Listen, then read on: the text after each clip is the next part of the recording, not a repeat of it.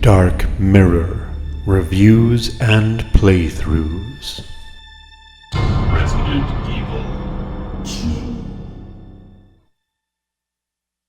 2. So, Editor Dark Mirror here. I'd like to apologize for the poor audio quality in the following videos. Apparently, OBS had turned off audio recording for the game, and so the sounds from the game that you can hear are actually the mic picking up the audio from my headphones. Again, I apologize, but it does get better in later episodes. Welcome to Resident Evil 2. Now, this was the second game that I played through on the PlayStation back when it came out in 1998. Well, must have been 1999 when I finally actually got to play it. But anyway,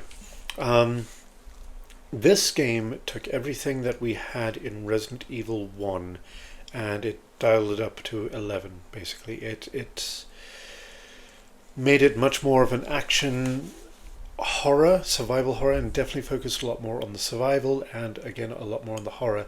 It was less creepy gothic, more action based, as I'm sure you'll see very soon. Now we're going to have some video clips coming on. I'm going to try and keep my commentary to a minimum. Unfortunately, it's gone to attraction mode again. Now this is something I did actually find quite fascinating that I did want to comment on for Resident Evil 1. Resident Evil 2 has this as well, and actually quite a few PlayStation games have this. They have attract mode, where the game will actually show gameplay and little video clips and snippets showing you how the game is played, and kind of establishing the rules of the game in these short little 20-second clips, along with this cool little action movie sequence. Notice Resident Evil just had a guy running down a corridor, but this one has a lot more story and a lot more action to it.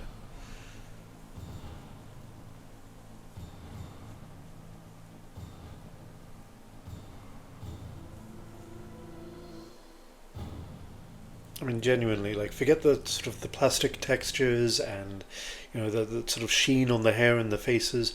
The graphics at the time were actually really damn good, and the action feel to it, the pacing and everything, it felt amazing to play through. It's really, really good, really intense game, and I'm really looking forward to playing through this with you guys. So, let's get started.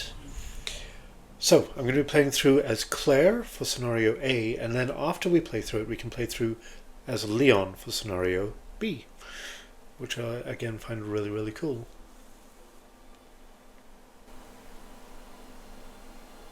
A bizarre incident occurred in the outskirts of an American suburb called Raccoon City. It was later revealed that the terrible disaster had been caused by the T-virus, a mutagenic toxin created by the international enterprise Umbrella Incorporated for use in bioweapon experiments. The Raccoon City Police Department's Special Stars immediately began investigation.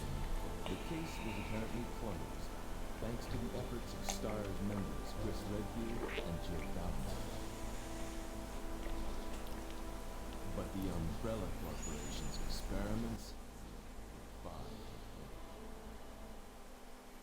Love the dramatic atmosphere to that entry.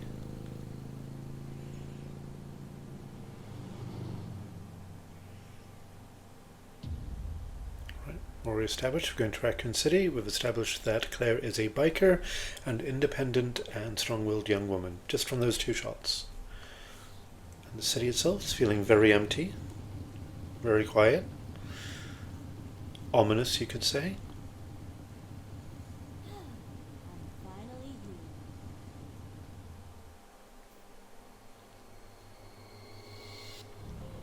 Love that running up behind her, like something's coming to get her, that sort of feel. Love it.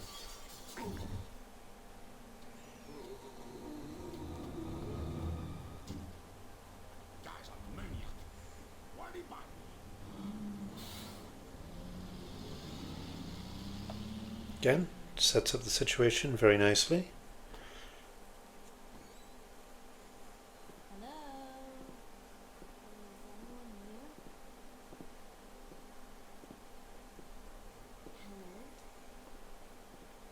establishing she's starting to notice something is wrong, and you can see there's a knife on her shoulder here.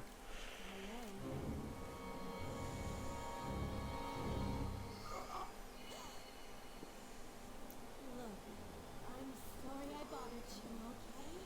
Just don't come any closer. Are you listening?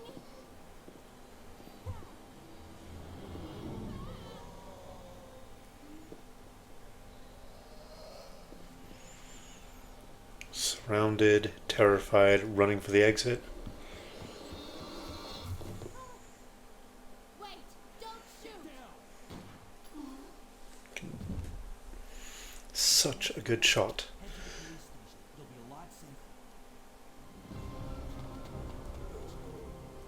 Genuinely love the art direction and just the direction of the cinema, like cinematic piece in general.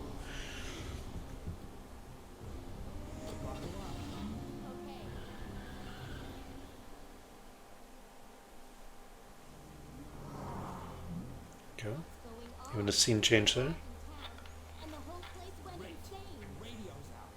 You're a cop, right? Yeah, first day on the job. Great, huh? Name's Leon. Nice to meet you. Mine's Claire. Claire Redfield. I came to find my brother Chris.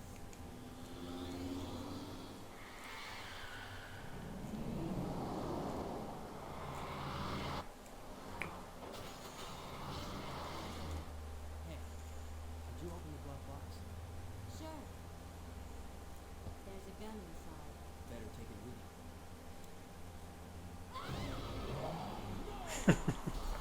I forgot we had Leon's actual twin sitting in the back there as a zombie. I wonder what he was doing back there. Still in one piece. Like the quippiness there.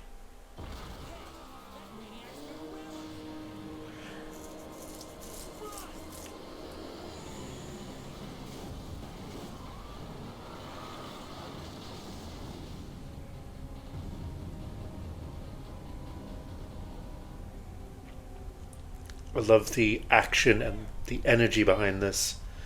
Head to the station. I'll meet you there.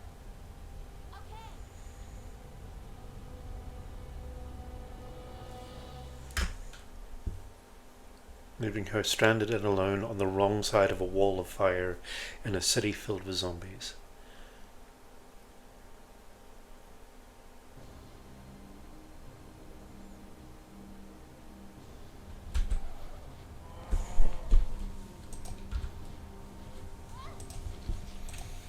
That's not a good start.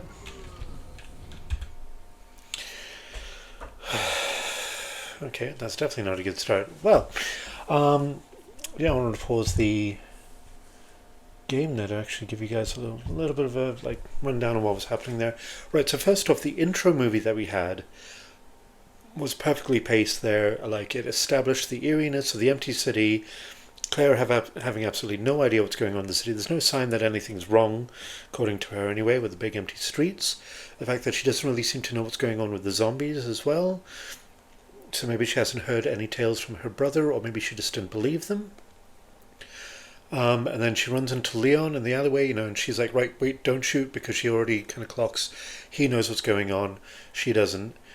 But he realized, right, she's not a zombie, tells her to get down, shoots the zombie behind her in the head. Like, there is just so much established very, very quickly in that short movie, along with the style, the atmosphere, the characters, and the setting. It's beautifully, beautifully done, to be honest. And then we have the situation where they're driving in the car, they crash because a zombie is trying to bite them. And they crash the car, which throws the zombie out, kills the zombie, obviously. But the guy who'd been bitten before, who was driving the truck, is obviously passed out or turned into a zombie and doesn't know how to drive a truck, and drives it straight into the back of them. The really interesting thing here, though, is because you get thrown out on the left-hand side of the car, when you play as Leon for the A scenario, instead of the car crashing straight into the lamppost, it spins a full 180 and the back of it crashes. So when he gets out on the right-hand side. He gets out on this side of the street and Claire ends up on the other side of the street. And so you have essentially 4 different games to play through. You get to play through as Claire A, Then after that, you get to play from Leon's perspective, Leon B. But then you can start again and play as Leon A and then Claire B. And I love the amount of sort of replayability you get from that. Just that little sort of situation there where you can just play as the two different characters and see the entire game from their points of view. Now, I did ask people to vote on whether to play as Claire or Leon first, and everyone unanimously voted for Claire. They said that also Claire is the actual canon storyline. So all the things that happen in this version of the story are the ones that are carried over into the other Resident Evil games. Now, I was trying to pause there, but because my mouse had decided to click on some other random frickin' program, yeah, I had a bit of an issue there, so I might have some trouble escaping from this. But first, I do want to just sit here and just establish, look at this, right? You've got a big truck wreck right there behind you. You've got these trashed cars on either side. You're in a narrow corridor here, and you are surrounded, I think I've got, what, 4, 5 zombies wandering around? But the best part is, right, after playing Resident Evil 1 for so long, all the zombies were exactly the same until you move into different rooms, and then you get, like, sometimes these zombies with a white lab coat, sometimes zombies with a green lab coat, and, you know, sometimes the naked zombies wandering around. But in this first set here, I think that looks like a policeman zombie in front of me. And then to the left, we've got a guy in a yellow shirt, a guy in a black shirt. So already we're establishing there is a range of different people and different zombies. You're not fighting the same carbon cutout zombies. So it establishes that a lot of people have suffered, you know, from this zombie outbreak. And it's not just, you know, lab technicians or anything. It's actually a whole range of people.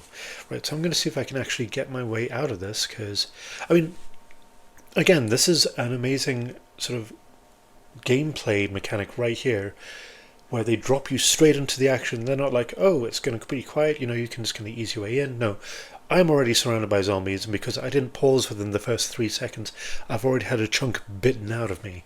Now, some of you might be telling me that, you know, there is a secret item I could get if I run through the entire first section of the game. Up until the Raccoon Police Department, if I don't pick up any items, I can get a secret key from Brad Vickers, which will unlock a bunch of costumes, which is great, but I'm not going to be doing that because I want to make this game as easy for myself as possible. But I do want to say that that, again, is an amazing little Easter egg for the players to find if they're determined enough, because that's how you should get rewards. It's how you should get extra costumes and extra items, not by buying it with DLC. And that's something that I think a lot of the games have kind of lost, where you're not getting the full game or the full experience unless you buy the 20 or so DLC packs, as can be evidenced in Resident Evil 2, you know, like the remake. You don't get any of those costumes unless you buy, you know, unless you pay another 20 or something dollars or pounds extra to get all the extra things. And then you haven't earned them through, you know, running a gauntlet or anything. You've just paid extra money for it. And I think that kind of removes a lot of the value of getting those items and getting that extra bit of experience. Anyway, so I'm going to try and not get eaten.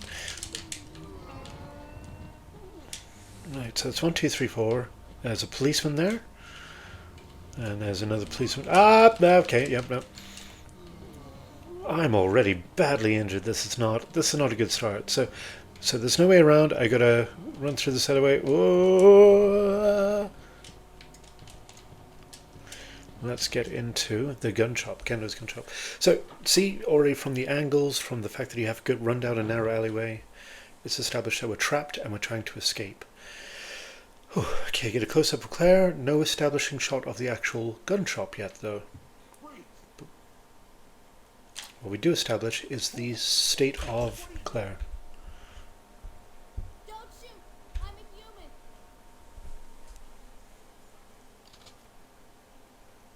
So he uncocks the crossbow.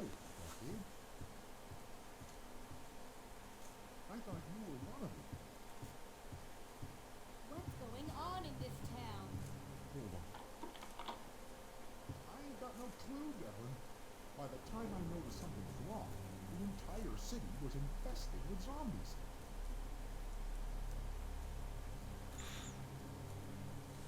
But don't you worry, girlie.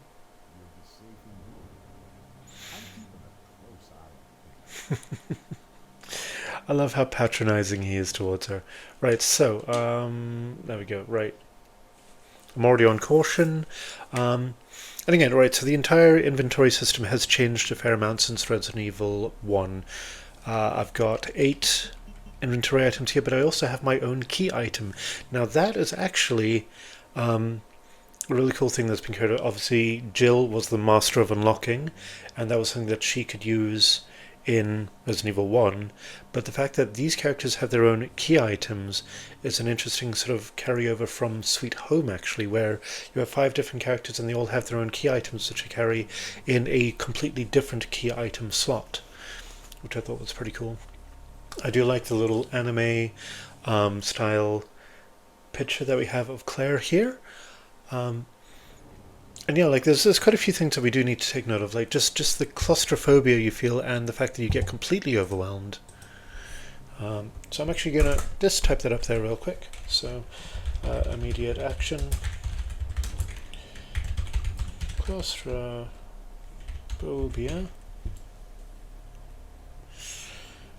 and overwhelmed. Well, at least 6 zombies at once. Right.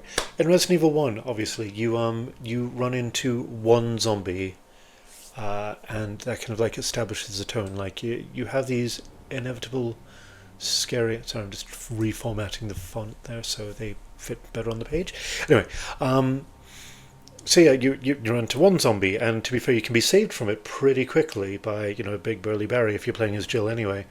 Or you can at least run away from it. In this one, the only way out is through. You literally have to dodge and weave your way through the zombies, making it a much more action-intensive scenario. Also,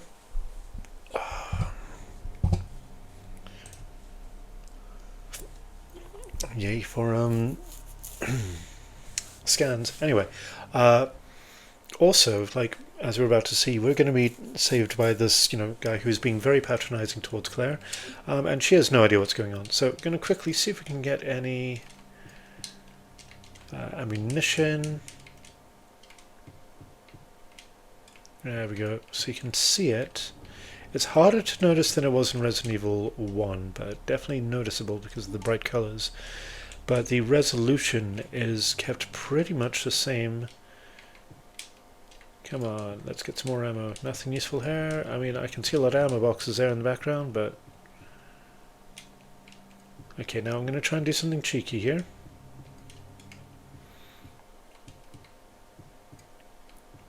We'll get some more ammo there. So I'm going to try and do something cheeky.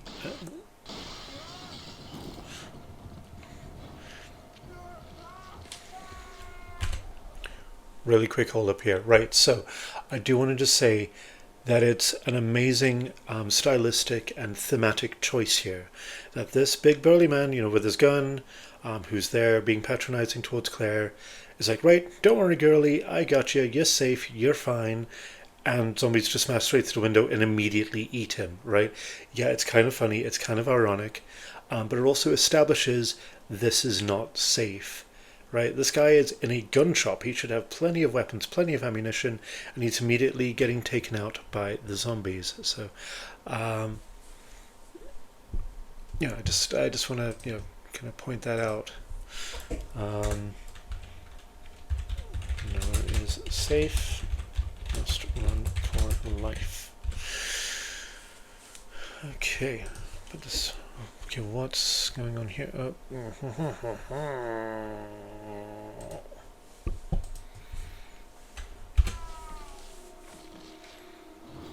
Okay, so if I run in, I can get the bow gun. Yeah, get off me, get off!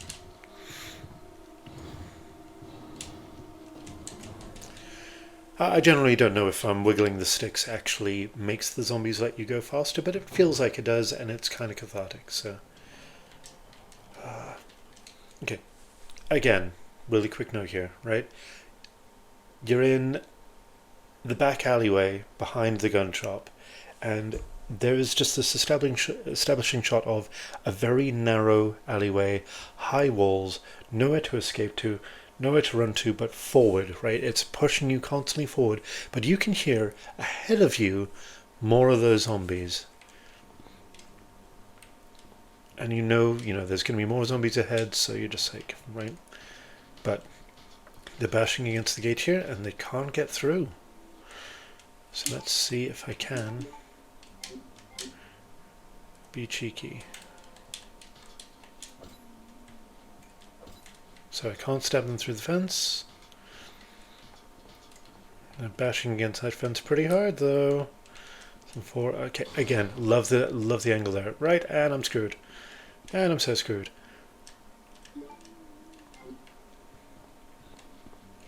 Okay, I have to fight now. I have no option. I have to fight.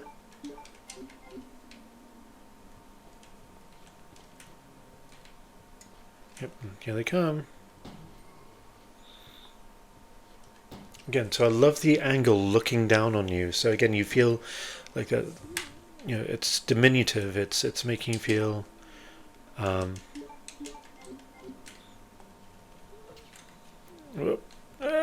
you're trapped. But you are trapped. So I'm going to keep on pressing pause. I'm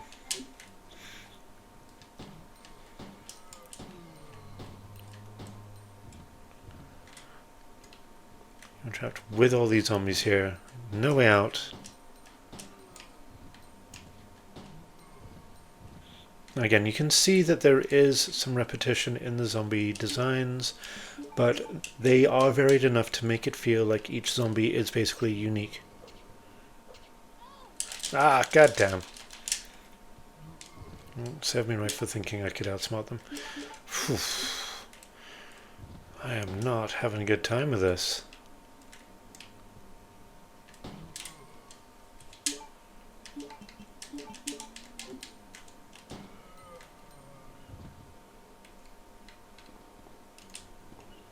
Okay, now again, this is really interesting. Oh, god damn.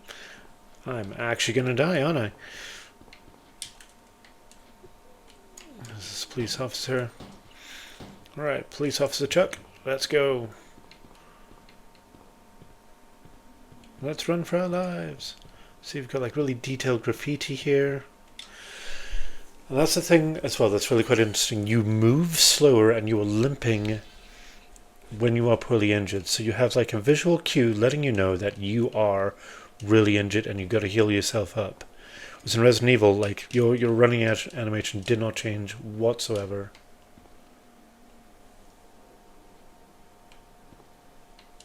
Again,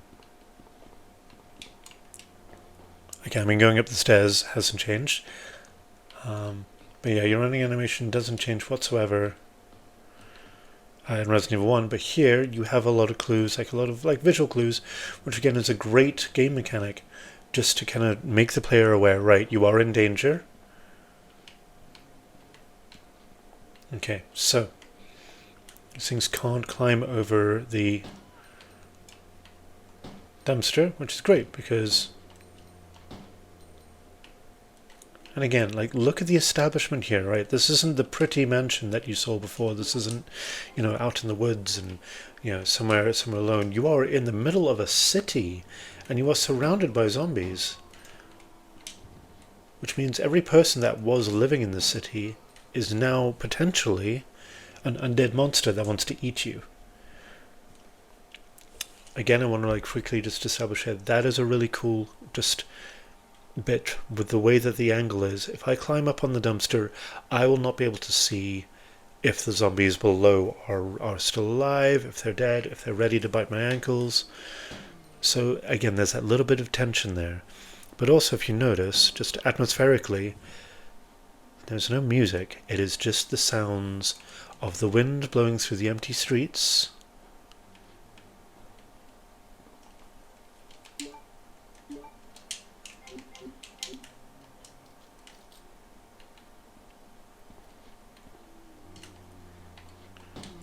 And of course, the distant sounds of zombies. Okay. Oh my goodness. There are too many.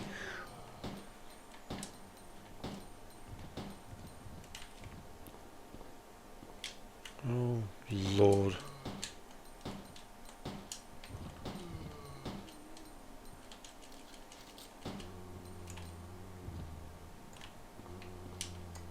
Ah. Right, I'm just going to keep running because I get the horrible feeling I am actually going to die because this is actually really quite hard for an opening sequence. You can see like just dead people there.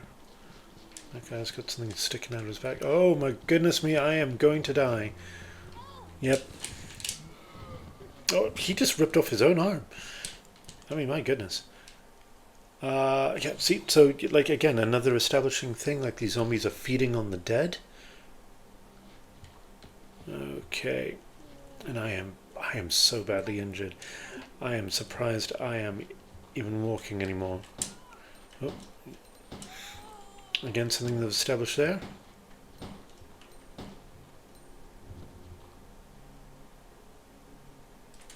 Okay.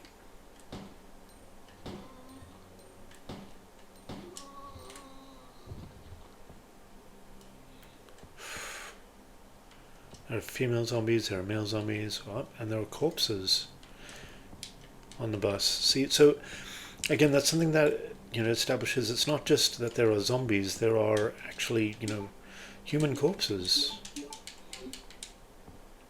Oof, I am not doing well. Let's see if there's anything in this briefcase. Nope. Anything on the bus driver? Nope. Okay. Let's see if we can get past this last little bit here without dying. I doubt it. I doubt it very much. Oh, yeah. I figured as much. I mean, I had a bad start to begin with. Again, so this has a core point though. It does have a reason for being this hard. It's terrifying to be out in the city. You need to find somewhere safe. Being out in the streets is not an option. So I'm going to start up again. I'm going to see if I can skip through the movie at the very least. Let's see if we can make it through this part now.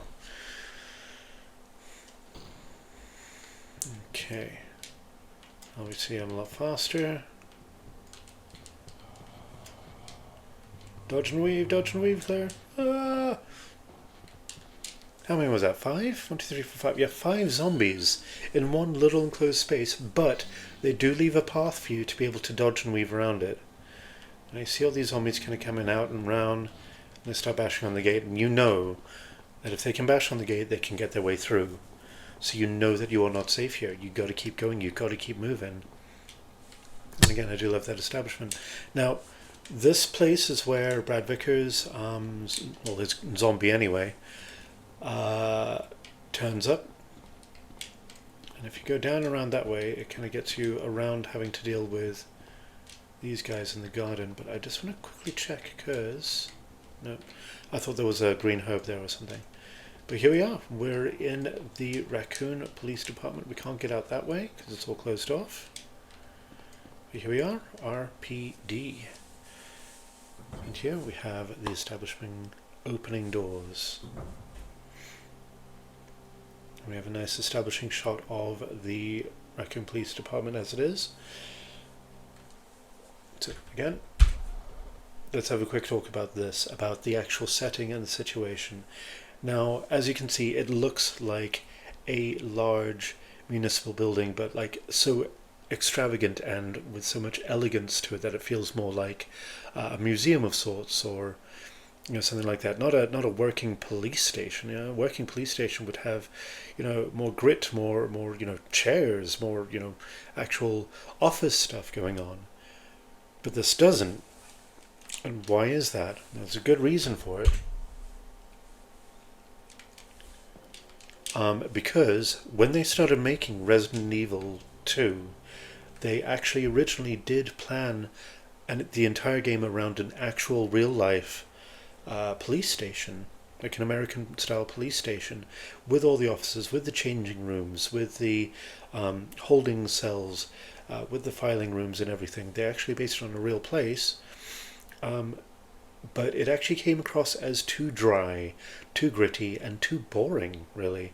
So they went back a little bit to that Resident Evil aesthetic with the sort of gothic marble floors and the high ceilings and the strange stucco on the ceilings, the archways and the stained glass windows and everything.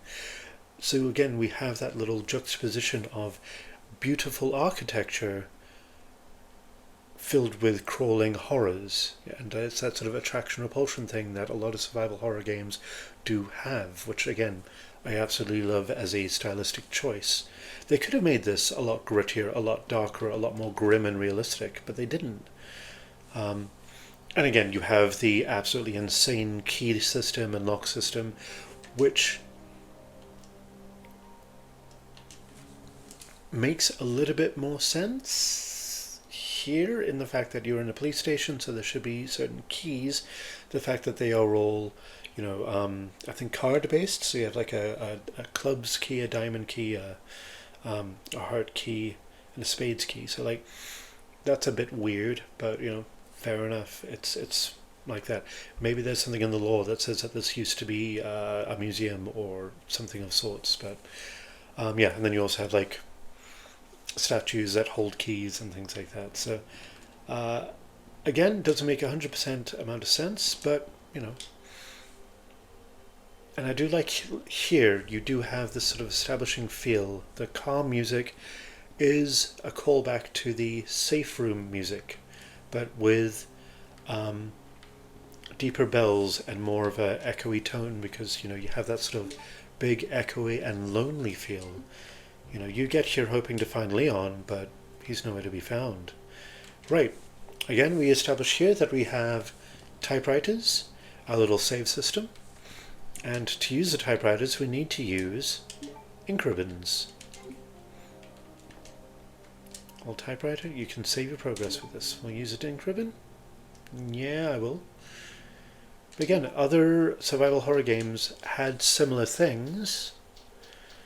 But for example, like with Silent Hill, you have your notepads, but, and this is very important, you don't have a limit on the number of times you can use the notepads. And again, like, look at this, right? We have, in fact, hold up. Right, just so you can see it a little bit more clearly here, the way I can see it. I'm going to see if I can bring up, there we go, our thing. So, we have an automated door lock service here, and a bunch of screens showing like what appears to be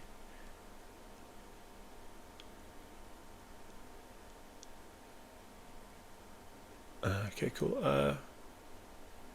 Thank you, Tyre Fruya, for your comment, but you've put a different name there. I do love the bots that we have on Twitch. It's very, very weird. Anyway, so let's have a look here. So if you can see, this one here has a bunch of strange levels and layers. I don't know if it's just supposed to make it look interesting.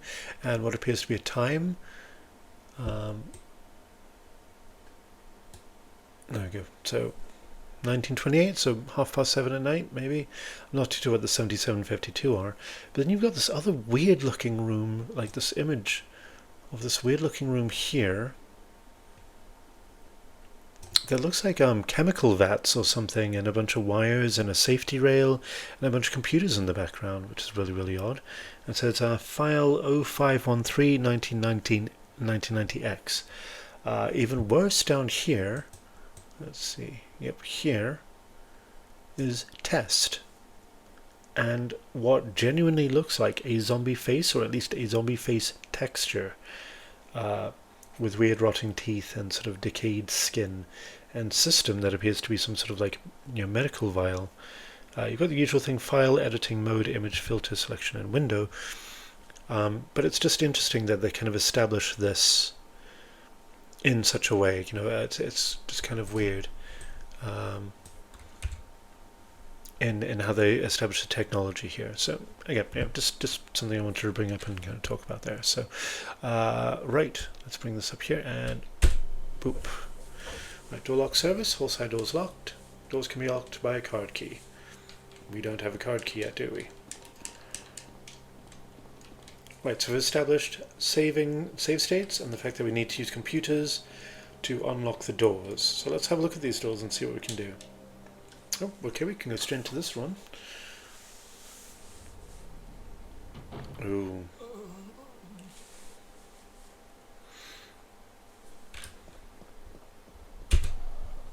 Okay, hold on. Hang in there. Right, again, let's just take a look at this. We've gone to the police station. The police station where we're supposed to be safe, where Leon has told us to go to be safe. We've come in, it's big, it's empty, there's no zombies. Oh, okay, we're safe. In fact, there's even a save space here. We can save. So the game player is also thinking, you know, that the actual gamer themselves are feeling, right, this is safe, we've made it, we're okay, we've gotten out of hell, and we've gotten here, and we're okay. And then the first living policeman you find is crouching behind a table like a barricade, clutching a gun, and he's covered in blood and he's moaning, and you're like, okay, you're going to be okay. He's not going to be okay, you know, spoiler alert. But yeah, once again we establish, crap, we are not safe here. And again, it gives that survival horror vibe. This is supposed to be a survival horror, not an action game, despite the fact that there is a lot of running and gunning in the game, lots of explosions, lots of action, but still it is all about survival and survival horror. Are you the only officer left in the building? Who are you? No answer there. Interesting. Claire Redfield. I'm looking for my brother Chris. We lost contact with him over 10 days ago. Chris, Jill, Barry. Every last STARS team member has disappeared. We should have listened to them. What happened? About 2 months ago, there was this incident involving these zombie-like creatures in a mansion located in the outskirts of this city. Chris and the other STARS members discovered that Umbrella was behind everything, at the risk of their own lives. But no one believed them. Are you okay? Don't worry about me. Just rescue the survivors in the other rooms. Here, take this key card. You should be able to unlock the doors in the hall with this. Now go. But Just go. Again, hold up, right? Look at that. Look at the desperation. Look that he knows what is going to happen. Right? He's seen it and he knows. So he's trying to scare her off with a gun. Be like, right, go, get out of here, or I will shoot you. Because she's not quite realized just how serious the situation is. Going back a little bit, I also want to go over the fact that he sits there and goes, rescue the other survivors. So there are other survivors, supposedly, in this building, and I love that sort of feel of, right, we got to explore this entire police station to try and find the other survivors and hopefully find Leon as well, and we got to find clues as to what happened to our brother Chris. So he does establish that the events of Resident Evil 1 only happened a couple of months ago, but when the STARS members got back, when they escaped from the Spencer Mansion, after of course it was blown up by Rebecca Chambers, they do establish the fact that nobody believed them because they didn't really have any evidence. You know, there was no evidence left behind after the big explosions and Wesker was dead. All the Umbrella research, notes were all gone. So, the STARS team members were basically discredited, and probably with the help of, people that we will be introduced later, just made them look like fools until the zombie outbreak happened in the full city. And then again, the city itself is now victim to Umbrella. And I love how we've gone on for 9 core games with this sort of situation of Umbrella just causing absolute horror and mayhem. But yeah, this is set up a desperate struggle setting. Again, focusing very much on the survival horror aesthetic. I also love the fact that the closet behind him says JoJo for some reason. okay. Just hang in there. I'll be back soon. Yeah, so he tries to scare her off with the gun, like, right, get out of here, you need to go. And then he locks the door behind her, so she can't go back in. Because he's scared of her, or because he knows that he is going to turn into a zombie, and he's trying to protect the last living person he knows is around. Another card key. We'll use the blue card key.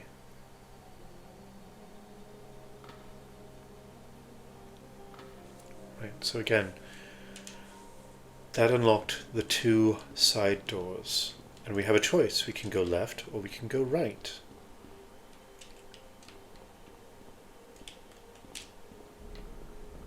Yeah. So this way will take us here.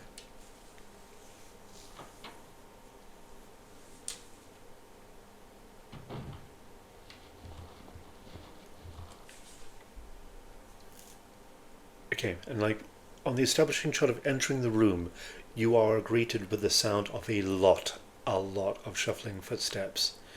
Okay?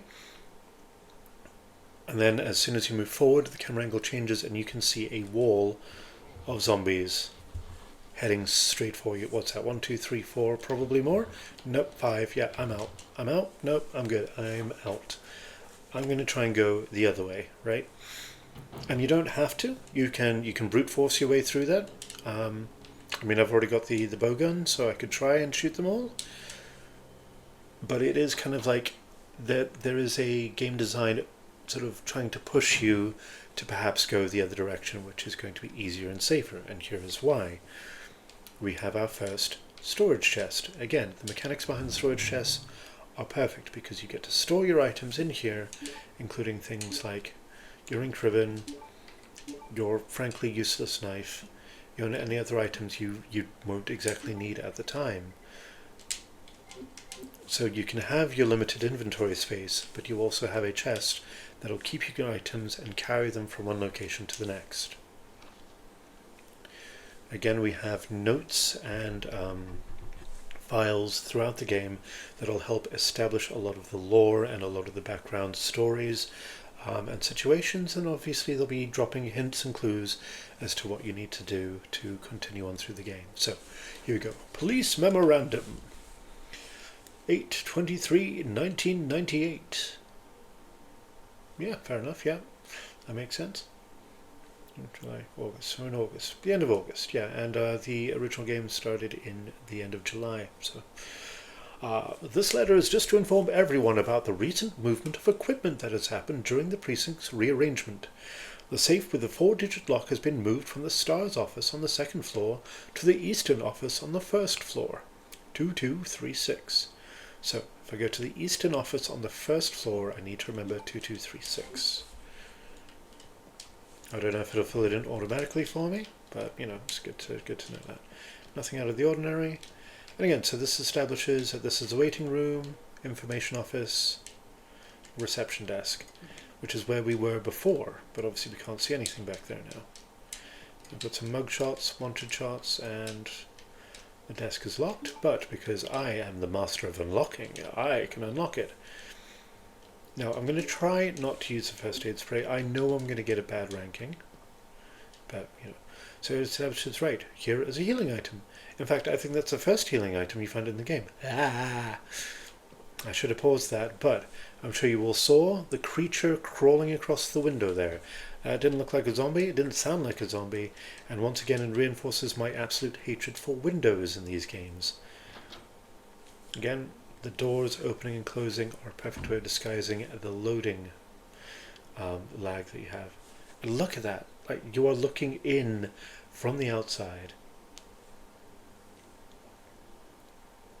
Claire, so it's establishing something outside is watching her, and you get that horrible feeling of being watched, which is why these camera angles, the use of these camera angles from a third-person perspective is so good, because you are seeing it from outside of the body of the main protagonist, and you can see how they are seen by the rest of the world, which is really, really good.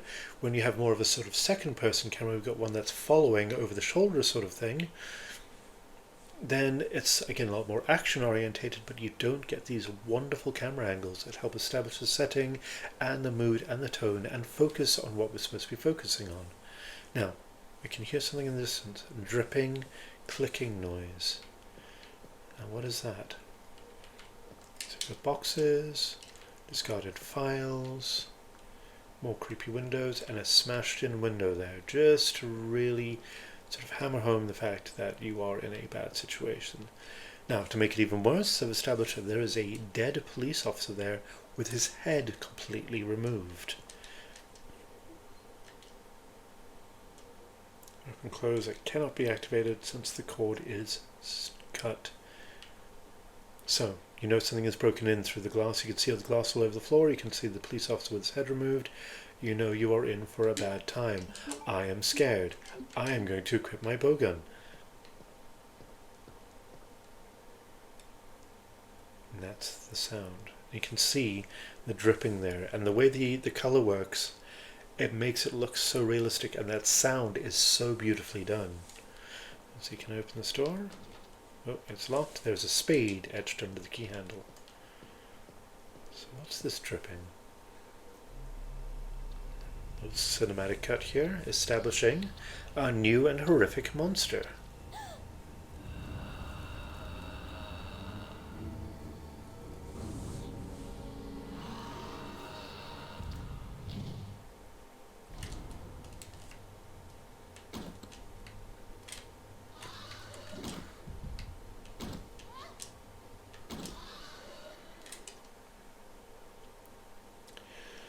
Okay, so that established that bowguns are weird. They don't fire forward, they fire at an angle.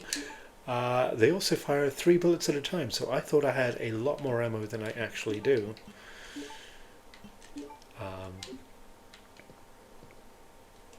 So let's equip this. Right, here we are introduced to the second healing item of the game. Green herbs, which can be used to heal you. Obviously you can combine them. Now I like the fact that she is still looking at the corpse, as if unnerved, as if waiting for it to get back up again. Or maybe she's horrified by this hideous monster that's jumped out at her. Right, so again we can see blood here. We can see what appear to be impromptu barricades. Yep, boarding up the windows, trying to stop the monsters from getting in. Some fire extinguisher dispensers and some, I don't know, generators or things. You can see these windows are all broken. The planks covering them over. Right, so let's see where this room takes us to. Again, we're being led by the nose pretty heavily here. We don't have a lot of options on where to go and what to do. The rooms are all pretty empty, which is, interesting. Here we go, another item. Operation Report. Operation Report, September the 26th. The Raccoon Police Department was unexpectedly attacked by zombies. Many have been injured, even more were killed. During the attack, our communications equipment was destroyed and we no longer have contact with the outside. We've decided to carry out an operation with the intent of rescuing any possible survivors, as well as to prevent this disaster from spreading beyond Raccoon City. The details of the operation are as follows. Security of armaments and ammunition. Chief Irons has voiced concern regarding the issue of terrorism due to the series of recent unresolved incidents. On the very day before the zombies' attack, he made the decision to relocate all weapons to scattered intervals throughout the building as a temporary measure to prevent their possible seizure. Unfortunately, this decision has made it extremely difficult for us to locate all the ammunition caches. It has become our top priority to recover these scattered munitions. So, that is a great way of establishing why there are random bits of ammo scattered throughout the entire building and not just where they should be in the weapons lockbox, in a safe place. In a normal police station, you don't just have random guns lying around. You don't have random ammo lying around. So this establishes why you're finding this in random locations. To unlock the weapons storage, as stated earlier, it will be extremely difficult to secure all the ammunition. However, a considerable supply still remains in the underground weapons storage. Unfortunately, the person in charge of the card key used to access the weapons storage is missing and we've been unable to locate the key. One of the breakers went down during the battle, and the electronic locks are not functioning in certain areas. It has become a top priority to restore the power in the power room and secure those locks. Recorder, David Ford. Oop, there's more. Operation report, September 27th, 1 p.m. The west barricade has been broken through and another exchange ensued. We sheltered the injured in the confiscation room on the first floor temporarily. 12 more people were injured in the battle. Recorder, David Ford. Additional report. 3 additional people were killed following the sudden appearance of an as-yet unknown creature. The creature is identified by missing patches of skin and razor-like claws. However, its most distinguishing characteristic is its lance-like tongue, capable of piercing a human torso in an instant. Their numbers, as well as their location, remains unknown. They have been tentatively named this creature the Licker, and are currently in the process of developing countermeasures to deal with this new threat. Somebody sat there and wrote down those notes. Now, to be fair, they are in a police station and they have rules and regulations that they have to be in accordance with, which makes sense. Yep, they had plans, they had fallbacks, they were trying to survive and they were trying to keep the civilians alive as well.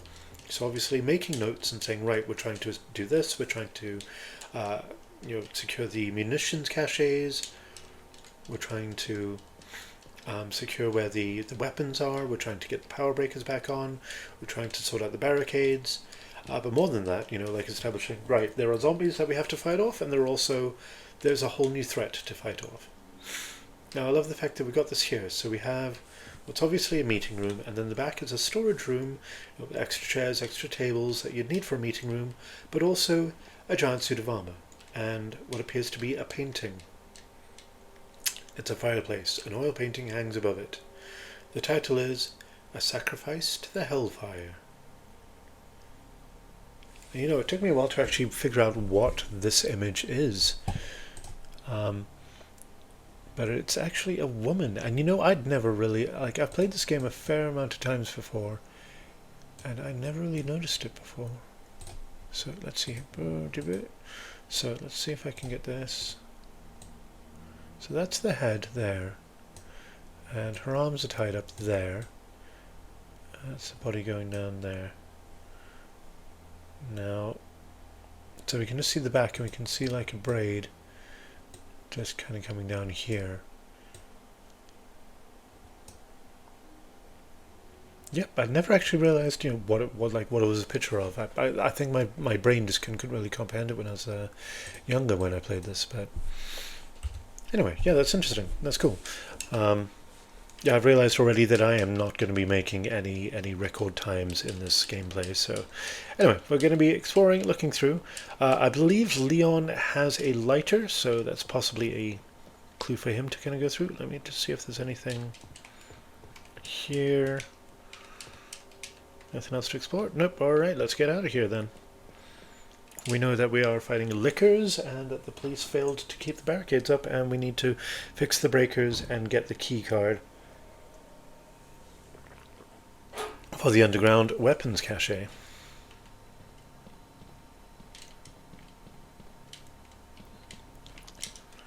Ventilation shaft. A weirdly placed ventilation shaft. Very specific, very weirdly framed ventilation shaft. It's making me feel very, very nervous. Okay. Okay, so. Zombies to the left of me, zombies to the right. And here I am, stuck in the middle with you.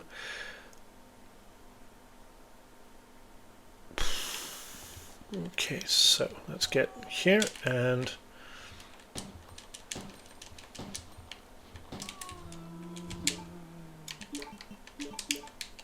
So I've got quite a lot of ammo.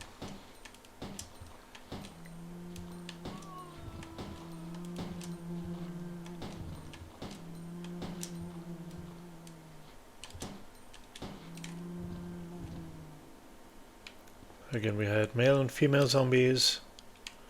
Oh wow, that wasn't even all of them. So, it's locked. Diamond key. Let me see if they've added that little quality of life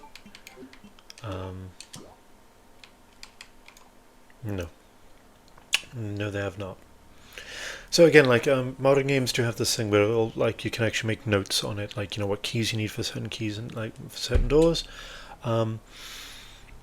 But again, I think that is something that has been in PlayStation 1 games before. I'm pretty sure, for example, in Silent Hill, again, I'm not going to be referencing them because those are the two core survival horror games that take very different approaches. In Silent Hill, you have a map, like a paper map, that you actually take notes on and scribble on. This one appears to be more of a digital sort of map, with the the weird sort of digital sound effects and everything. So.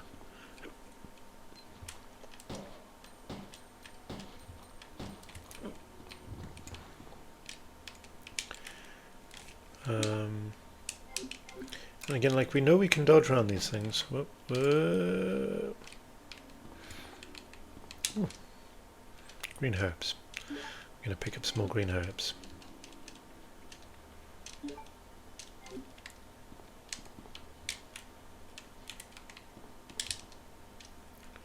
Do not leave the dark room door open. Right. Let's just get rid of this guy because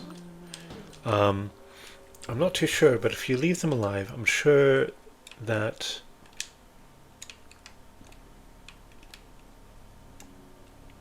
he's not bleeding. There we go. I'm sure that they have a trigger, like save state for the zombies, whether they're alive or not, but I'm not too sure if it actually keeps track of how much health they actually have.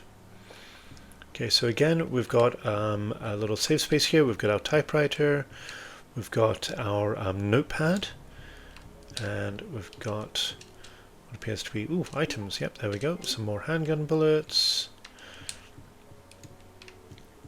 Let's see if there's anything here. It's locked. A special kind of key is required. Ooh, interesting. Okay. And there's there are ink ribbons. So yeah, a lot of the time they will have an ink ribbon right next to the typewriter, so you can save. But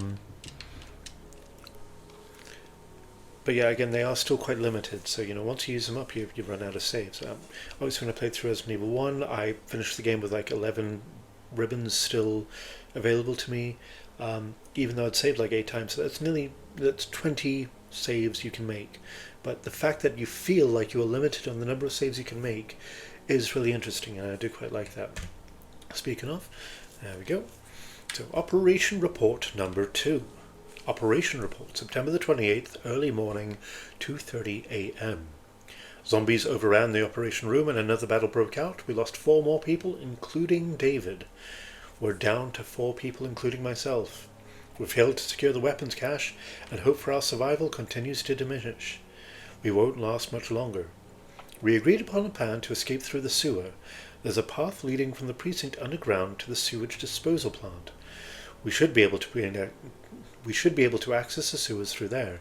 The only drawback is there is no guarantee the sewage disposal plant is free of any possible dangers. We know our chances in the sewers are slim, but anything is better than simply waiting here to die. In order to buy more time, we locked the only door leading to the underground, which is located in the eastern office. We left the key behind in the western office, since it's unlikely that any of those creatures have the intelligence to find it and unlock the door. I pray that this operation report will be helpful to whoever may find it. Recorder, Elliot Edward. Yep, so David Ford is already dead, and we've established that Elliot is one of the rare survivors. There's only 4 survivors left. So we've got a dark room here where we can develop film, which again is interesting for clues. Let's see if there's anything in the smocks. Nope.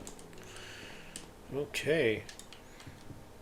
Now, I'm still on really good health, and I want to save my health items for as long as possible. So, let's put these away.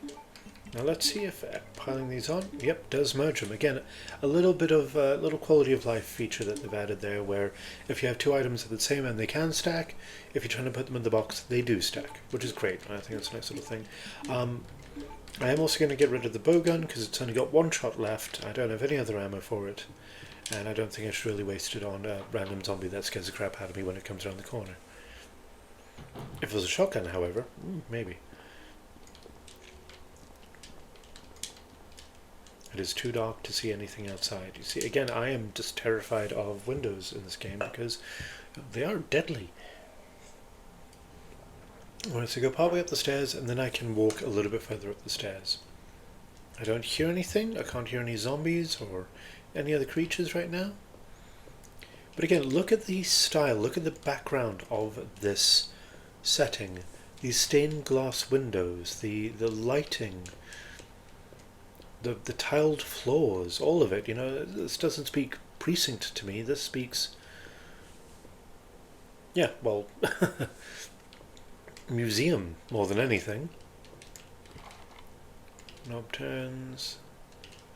Right, so it's sealed from the other side. So let's take a look at the map here. I haven't found an actual map yet, so. Something threatening on the mountain. The god of the sun and the god of the moon, their gaze upon me is the only thing that can release the red soul. So sun, moon. Something seems to have been placed here. A red square, and another red square. So I have to push these around. Now, since there's no monsters here and it gives you time to kind of figure things out, you realize you can push these items, that you can't pull the items. And with a very simple puzzle that you have to repeat to sort of ensure that you know how it works. Click. There we go. It's the sound of having done something right. So with that little audio cue and the fact that you can't push it anymore, the game developers have established that the player has done the correct thing. But then you have to do it again with the other statue to ensure that you know what you're doing. That's a good way that game players kind of establish, right, here's the rule, let's see if we can do it, right, let's see if we can do it again, right, so you know for sure, you know exactly how this game mechanic works. Got a red jewel here, no idea what it's for, but thought I might as well pick it up, yeah?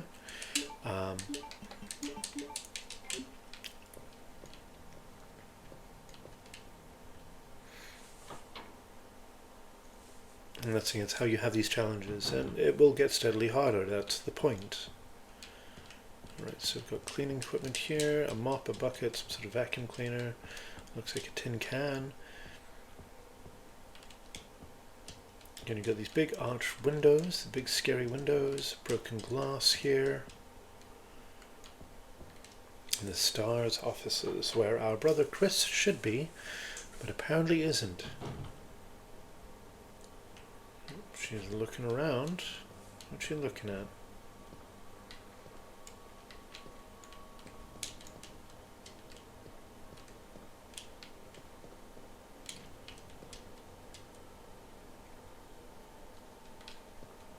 Picture of a young man. Good chance it's her boyfriend. Okay, as you can see there, that's Chris's jacket, the Made in Heaven jacket, the brown one that I actually made him wear throughout a lot of Resident Evil Director's Cut when I played as him. So we know that this is Chris's desk. Yep, it's entirely messy, reflects the owner's personality. But over here on the right, we've got what is almost definitely Claire's desk, because you've got the little beret there. I wonder who the young boyfriend is. Right, so let's see what we have here. Chris's diary. August 8th. I talked to the chief today once again, but he refused to listen to me. I know for certain that Umbrella conducted T-virus research in that mansion. Anyone infected turns into a zombie. But the entire mansion went up in that explosion, along with any incriminating evidence. Since Umbrella employs so many people in town, no one is willing to talk about the incident. It looks as if I'm running out of options. August 17th.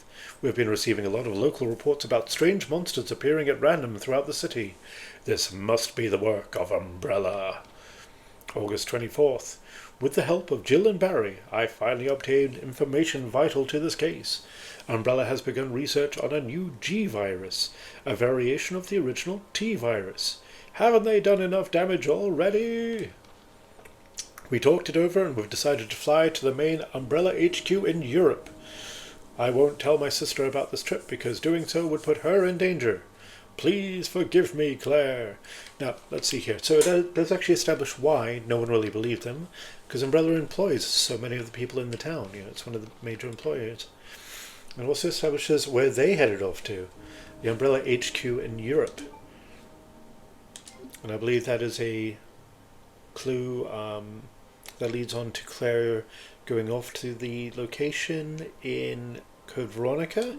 I don't know if I'll be playing that game. It's not one of the core 9 games, and the thing is, if I start doing the spin-offs and the extra games, it does mean I'll have to play things like the File games, maybe even, you know, what was it, Resident Evil Dead Aim and Resident Evil Survivor games, the Outbreak games. There are so many different spin-off games of the Resident Evil franchise, and I think maybe if we just look at the core ones, it might be for the best.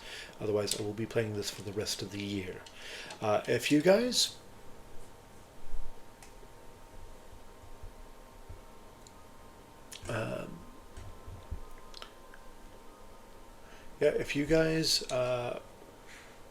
it looks like a rookie's desk, think I should actually try and play through some of the other games, you know, go ahead, leave a like, and you know, just put a little comment down below and just let me know that I should play through the other games, or if there's any ones that you in particular want me to play as well.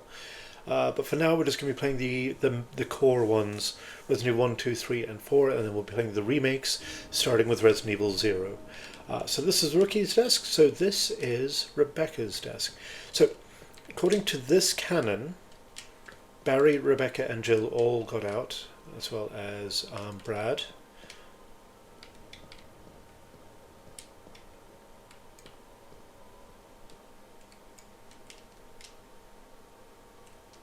The owner is probably a member of the National Rifle Association, NRA.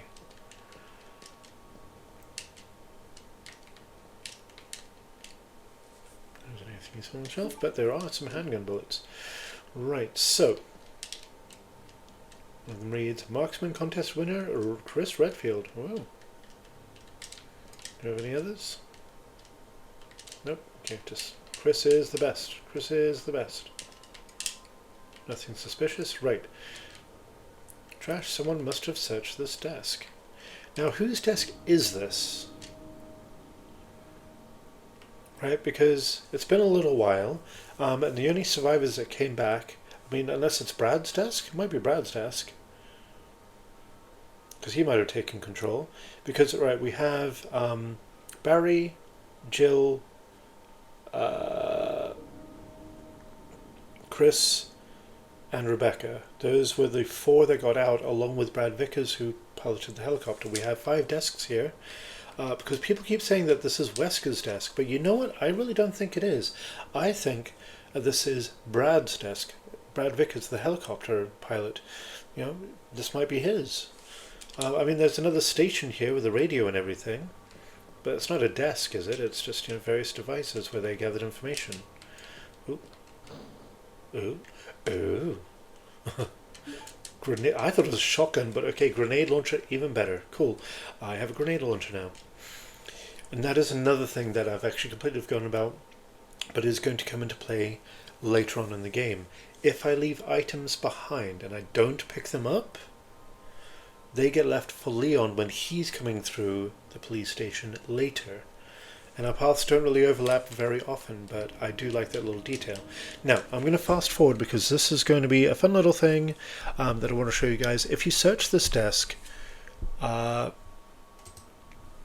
if you search this desk 50 times, I think it is, you actually find a special film roll that has a photo. I think it's of Rebecca. Oh, I love how weird the music... Oop, there we go.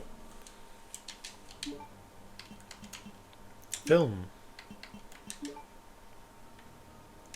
Can't tell what's on the film until I develop it. Does it have a name? Nope, just film. Okay. Now I could go back... Ooh. That actually made me jump. God damn, I hate faxes. I love the fact that the entire city has gone to crap, but the fax machine still works. I mean, let's see what we got here. Federal Police Department Internal Investigation Report. Ooh, so investigating the other police. Mr. Chris Redfield, Raccoon City Police Department Stars Division. As per your request, we have conducted our internal investigation and discovered the following information regarding the G-Virus currently under development by Umbrella Inc. So far, it is unconfirmed that the G-Virus even exists. We are continuing with our investigation. 2. Regarding Mr. Brian Irons, Chief of the Raccoon City Police Department. Mr. Irons has allegedly received a large sum of funds in bribes from Umbrella Inc. over the past 5 years. He is apparently involved in the cover-up of the Mansion Lab case, along with several of the incidents in which Umbrella appears to have direct involvement. Mr. Irons has been arrested under suspicion of rape on 2 separate counts during his years as a university student. Christ, okay. He underwent psychiatric evaluation as a result of the charges, but was released due to circumstantial evidence as well as his phenomenal academic standing. As such, extreme caution is advised when dealing with him. Jesus, alright. Trigger warning there, I guess, guys, but that's messed up. I didn't realize how messed up this character was. Okay, cool. Anyway. Jack Hamilton, Section Chief, Internal Investigations, United States Federal Police Department. Christ almighty. Okay, right. I have the Unicorn medallion.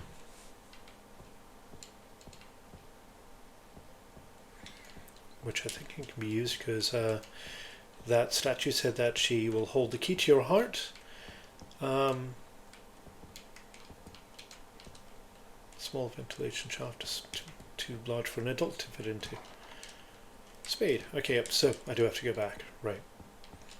I like the little unlocked handcuffs there as well, just reminding you you're in a police station. But even that little bit of environmental storytelling kind of hints at something happening there. Maybe somebody was being held there and then they were quickly released because the zombies were coming or something like that. And again, the juxtaposition of like a dirty office corridor with the beautiful balcony with the stained glass windows and everything. It's interesting. I like the stylistic choices here.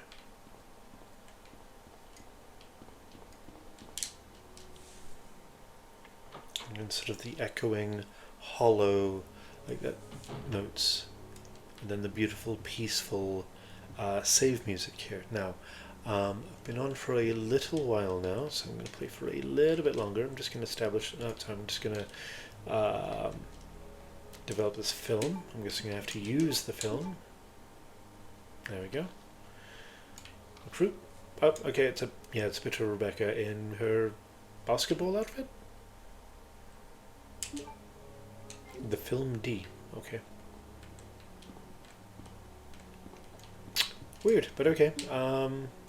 I guess it's like a mild fan service. I don't know.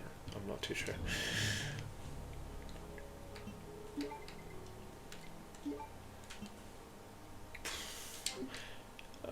I'm going to keep the grenade launcher just in case I run into any more of those liquor things because they scare the bejesus out of me. Because they remind me so much of the hunters that you have in Resident Evil 1. And I'm pretty certain... diamond, okay. Now I'm pretty damn certain that, yeah, those things with the big claws, I mean, that thing was jumping at me when I shot it with the bows. Ooh! Christ. Okay, so zombies are sticking their arms through the windows. Let's stay. Ooh. Let's stay away from the windows then. That's a good way to get a jump scare out of someone. So, yep, there we go. Well done, team. Well done. I love it. I love that it didn't happen on the way past. So you think the first way past, you think you're safe. You think you're okay. Oh, it seems to have been twisted off. This thing twisted his head off.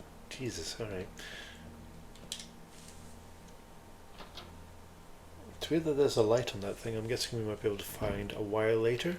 Again, I did play through this game a very, very long time ago. so I can't exactly recall all the details. I do remember some of the monsters in this. Oh, now I've got a grenade launcher, I might be able to take on that horde of like 6 or so zombies. I wait for the unicorn and the beautiful beast, and that is what I have here, so... Ooh, little cutscene.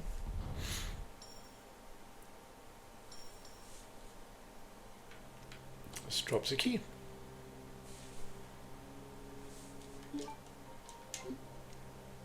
Could have sworn it said key to your heart, so what is this? That's actually interesting that they don't have that anymore. So they just have hand-drawn 2D images, which are different from the actual icons that you have in the inventory boxes. Whereas in Resident Evil 1 you actually had 3D images. Okay, yeah, true. Bullets cannot be used by themselves. Yeah, so completely different hand-drawn image when you look at it closely. But so they've removed the mechanic where you could actually sort of pick up and examine the items to kind of get more details about them. Right, so I'm going to equip this grenade launcher and hopefully take out like a large group of the zombies at once.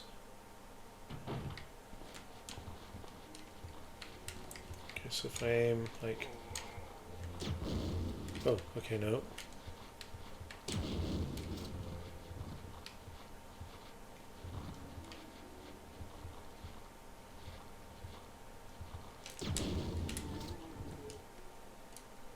Okay, look at that. Alright, like, not to get morbid or anything, but look at the amount of detail that has gone into blowing these things up. This guy's lost his left arm, and the entire right-hand side of his chest has been swathed off by the explosion. And all the corpses are still burning as well from the explosion. I took more grenade launcher rounds than I was hoping, but you can see there's also just a patch of blood here as well. And the ashtray has been knocked over. Messy zombies, making a big mess. Alright, so what do we have here? There seems to be an office over there. Hello? Thought I heard knocking. Can I open this door? Yes, I can. Let's go in. So yeah, once it hits 2 o'clock, I will finish up for the day. Oh dear. His head is moving. His head is following me. There we go. Cool. Right, thank you.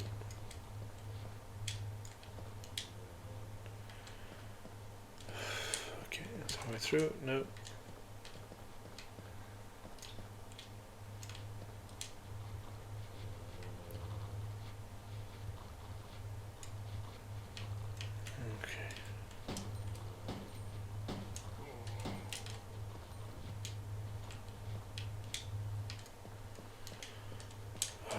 What was it?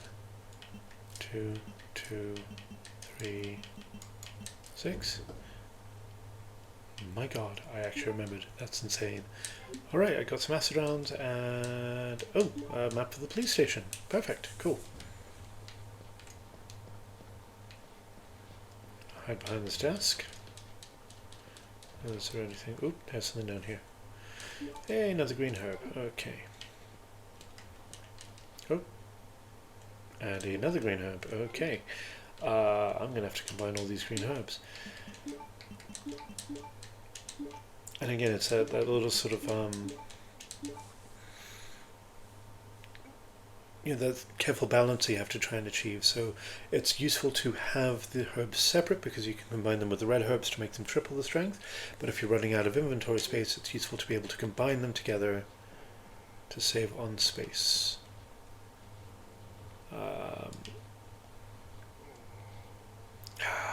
See, that's the thing where the angles make this a very tense experience. Whoop, because you cannot see. There's something there. I'm not going to take the ink ribbon. You cannot see around the corners. There's something there. Oh, yeah, it's just the ink ribbon. Okay, never mind.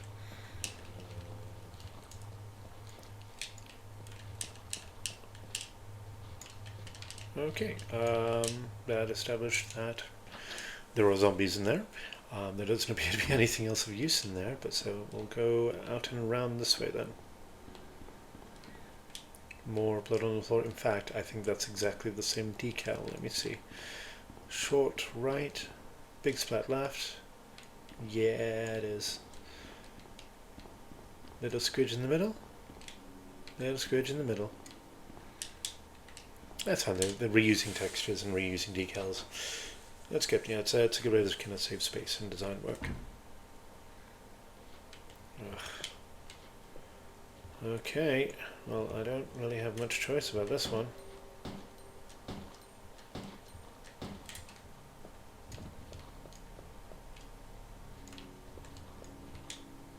Oh, oh. Oh, God. Ah, no, that's not fair.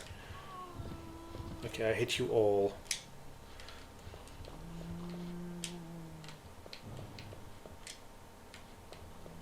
Ah, really? It's a red herb right there, which I could have used.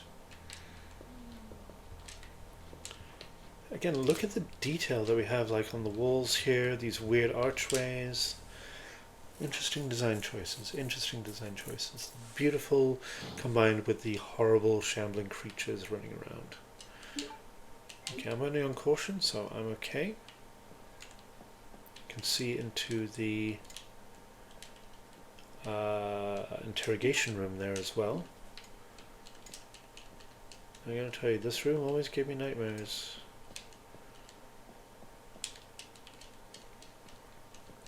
Again, it's interesting that you can see into that other room, and you can see that there's something of value. It's a magic mirror, because I can see through that way, but I can't see through the other way. Okay, and there's nothing else I can pick up here. Nope. Absolutely nothing of use. Okay. Let's head back out and see what we can see. Ooh. Okay.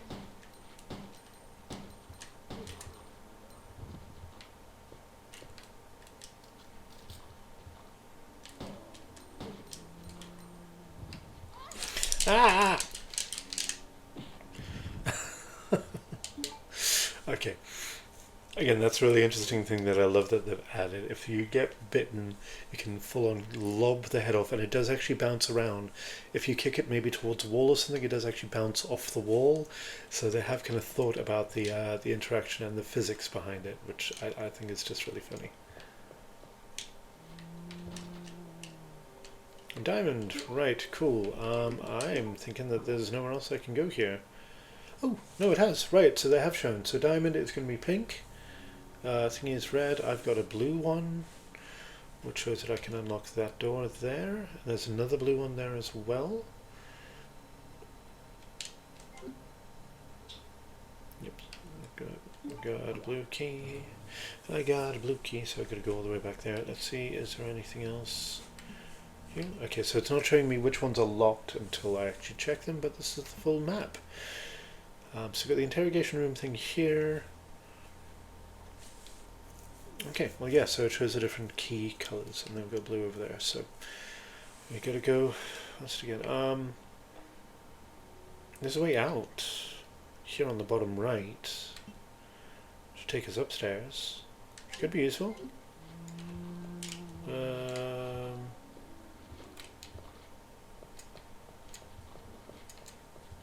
Okay, nope.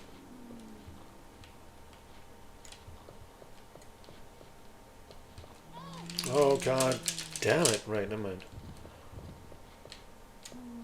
Go away, you.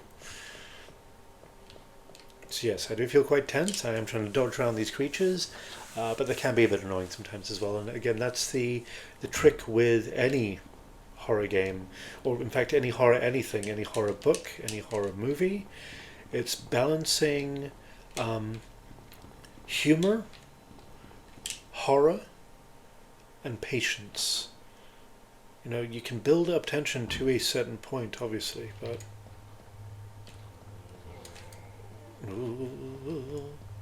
Hey, how did you get back up? Cheeky bugger. You, my friend, are not dead, are you?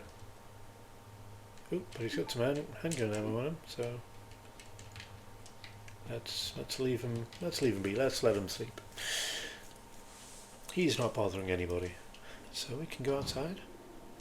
Again, no music, just distant sounds of moaning and zombies. Just so beautifully eerie. It's not raining out here. They're not trying to like set any sort of atmosphere. Ah, it's locked on the inside. Okay, so there's actually nothing here apart from herbs. So they're not trying to like set any tone with the music. It is just the sound effects that they are using, and the sound of crows. Again, much better than the very abrupt and very loopy audio tracks you had from Resident Evil 1. It's like where you go outside, you can hear a dog barking or howling.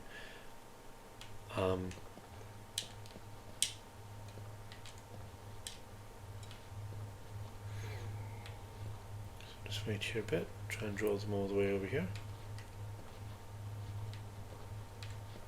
Okay, now I'm going to go this way. See, that guy's head is literally turning to look at me, so I'm just going to make sure there's nothing here I can pick up. Okay, nope. Alright, so we go back to the east wing with our little key. We're going to lock some of these doors. And the fact that it's making me go back and forth is making me a bit concerned, because they like to spring surprises on you, making you go back and forth. Because every time you go back, there's a new horrific surprise for you to experience. So, right, I'm going to do this real quick.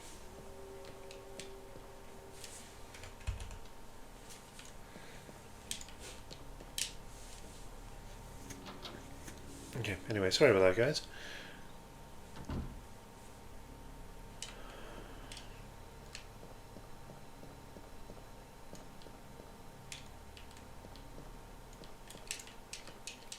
When I'm trying to access the emulator menu, it keeps bringing up the Steam menu. I'm going to have to deactivate that with Steam because that's not okay.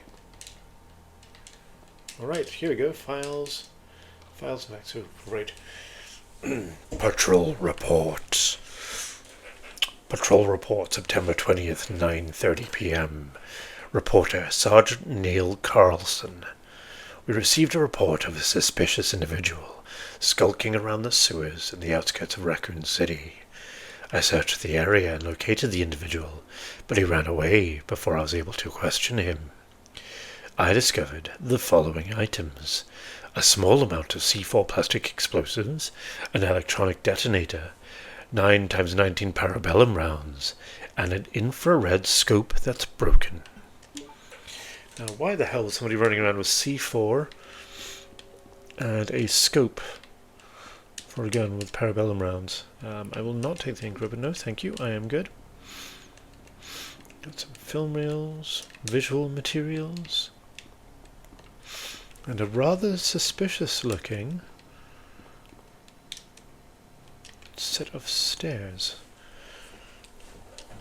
Again, here's where the camera angles come into their own. They come in most handy because it's literally pointing the camera at the thing that you're supposed to be getting and going, right, it is here. You can push the stairs, let's push the stairs over, climb on top of them, and gain access to this little doohickey. Cool, got ourselves a crank.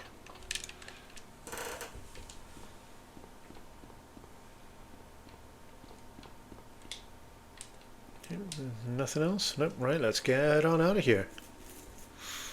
I think that is something they added into the remakes in the later games, where it actually shows you if you have all the items that you can pick up in the room, which I guess, it's good for completionists and stuff like that, but it also means it doesn't reward you for actually looking around and investigating the room. You can just...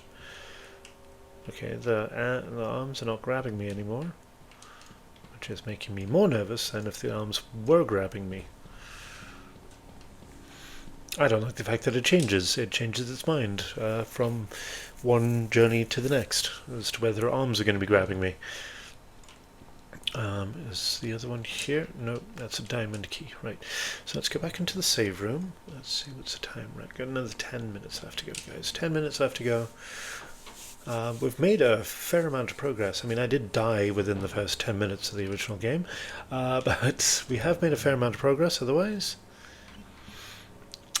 Right, so let's put this away, and I'm going to put the crank away for now because I don't really know what to do with it, and I'm going to put this away for now as well. I know it's a bit cocky, but I have seen quite a few amount of green herbs lying around.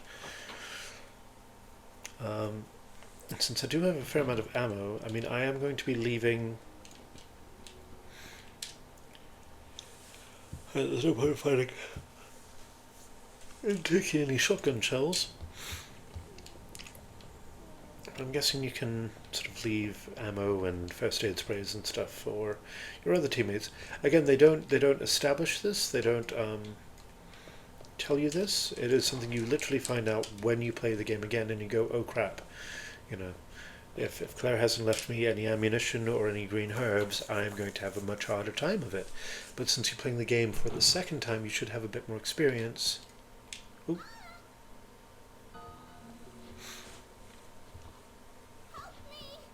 Here we go, establishing a character.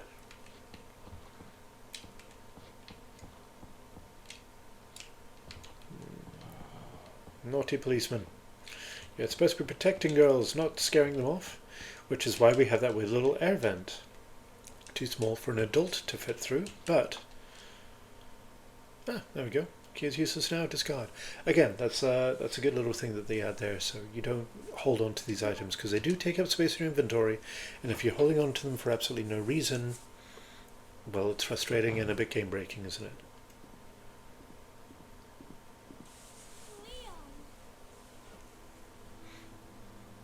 Yay! Claire, you made it. Yeah. Have you seen a little girl around here? Yeah, you just missed her.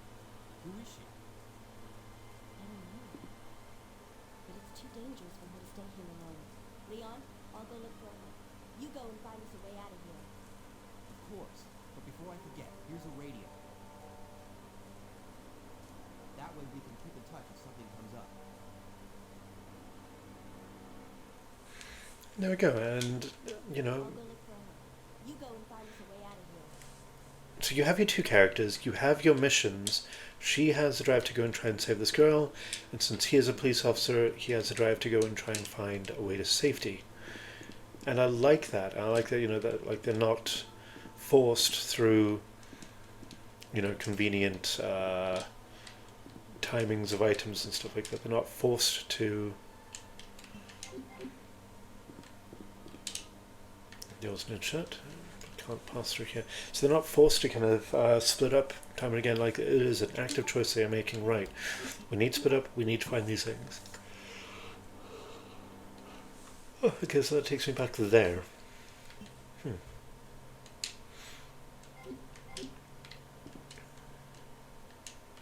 That's why that door handle jiggles slightly. Okay, can I... nope. And there's some ammo there, but I'm not going to take it. And I'm going to see if Leon can pick it up later. Because I've got quite a lot of ammo. I still don't know what these weird boxes are for, but you know. Magazine rack. And a desk. But since I have my lockpick, I'm going to pick it up and take some flame rounds. Which I'm sure will come in handy any day now. Any day. So what do we have here? You can look at this. Big, open, establishing shot. We've got some shelves there with little switches on them that look like they can move. There's some weird little counters behind them, and behind them a large fresco, a large painting of a woman with a sword having just cut off someone's head. Again, a lot of the artwork in this is not so much beautiful as it is haunting and horrible. Okay, so it's a lot of books. And again, feels more like a museum than anything, you know, with the little information things here. None of these books are useful. Okay. Okay, and there's a red switch back there.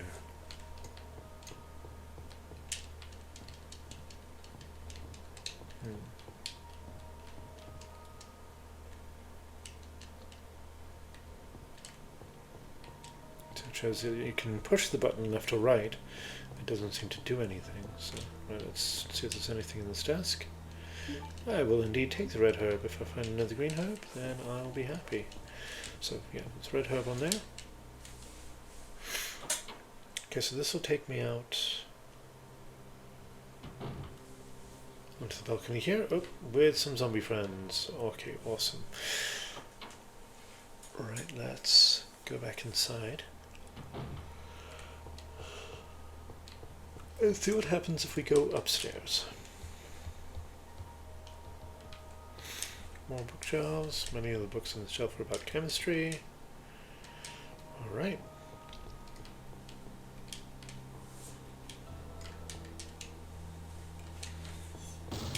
Oof. Terribly built walkway there. You can see, so this has been barricaded, which I get. Someone's trying to make a safe space here, but where did they go after they barricaded it? Bronze plate with a picture on it. So let's go 1, 2, 3, 4, 5, 6, 7, 8, 9. So 1, 4, 6, 9.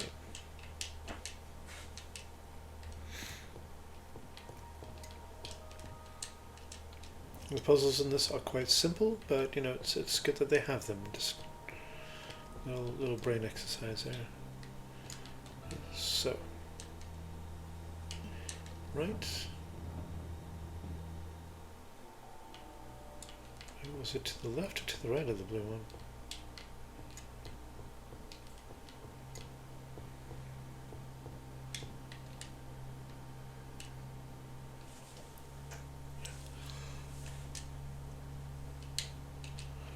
Okay. Okay, let's go.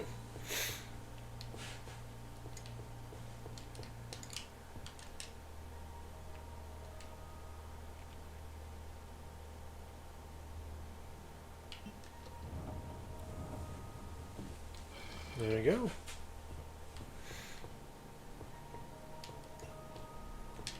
Again, game logic here, guys. Like it doesn't count as what's going on in the real world. So let's see. Serpent Stone. Okay, so it looks like it's some sort of key item.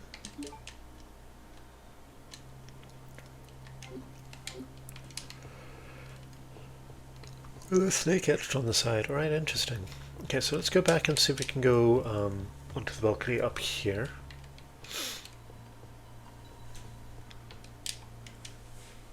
Let's see what we can see. Are there going to be more zombies up here? Oh, no. Going to be my good friend, the liquor. Right, I don't like liquors, so I'm going to shoot at this one.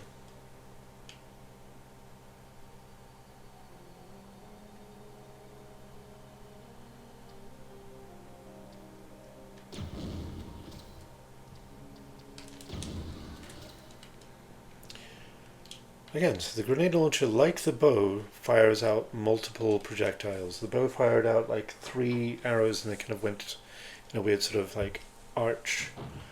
So they don't travel very far. Is this where I'm going to need the crank? Looks like a place I'll need a crank.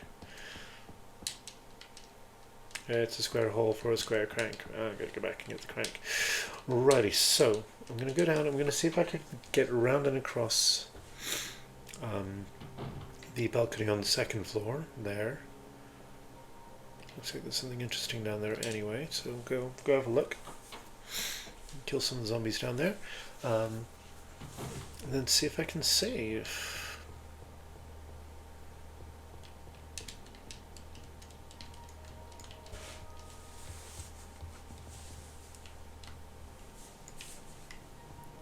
Yep, so we'll go this way.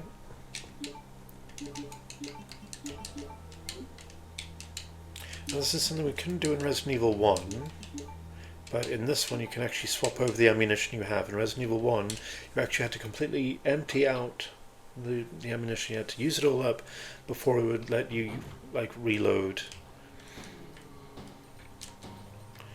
any other ammunition into it. So what do we have here? What is this? It's nothing. It looks important. It looks very important. It's like a big sort of emblem thing, and it looks pretty important. That's why I shot a zombie to get here. Oh, he's dead.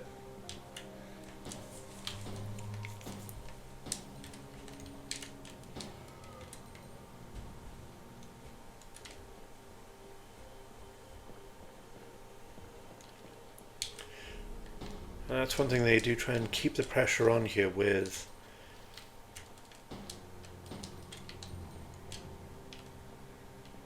more and more zombies here. Emergency ladder, I will push the button and lower it down.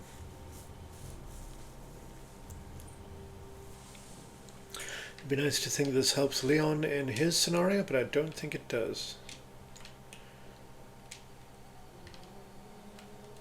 Again, so even though we're in a big open room, we're only allowed to walk around on the very narrow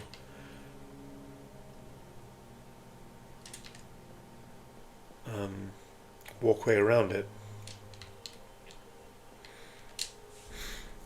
which means that we're trapped in a very, very narrow space, very claustrophobic space with these zombies around. Ooh, okay, let's see here, we got some items. Ah, the lighter, there we go. Could use it to set fire to that painting. Ooh, Secretary's diary. April 6th. I accidentally moved one of the stone statues on the second floor when I leaned against it. When the chief found out about it, he was furious. I swear the guy nearly bit my head off, screaming at me never to touch the statue again. If it's so important, well then maybe you shouldn't have put it there in the open like that. April 7th. I heard that all the art pieces from the chief's collection are rare items, literally worth hundreds of thousands of dollars. I don't know which is the bigger mystery, where he finds these tacky things, or where he's getting the money to pay for them. May 10th. I wasn't surprised to see the chief come in today with yet another large picture frame in his hands. This time it was a really disturbing painting depicting a nude person being hanged. I was appalled by the expression on the chief's face as he leered at that painting. Why anyone would consider something like that to be a work of art is beyond my comprehension. Okay, let's see, we have got ink ribbons. Nice. It's an old typewriter, and I'm going to save my progress with it. So, I am going to save here, and I'm going to call it for the night, because I've been at this for 2 hours.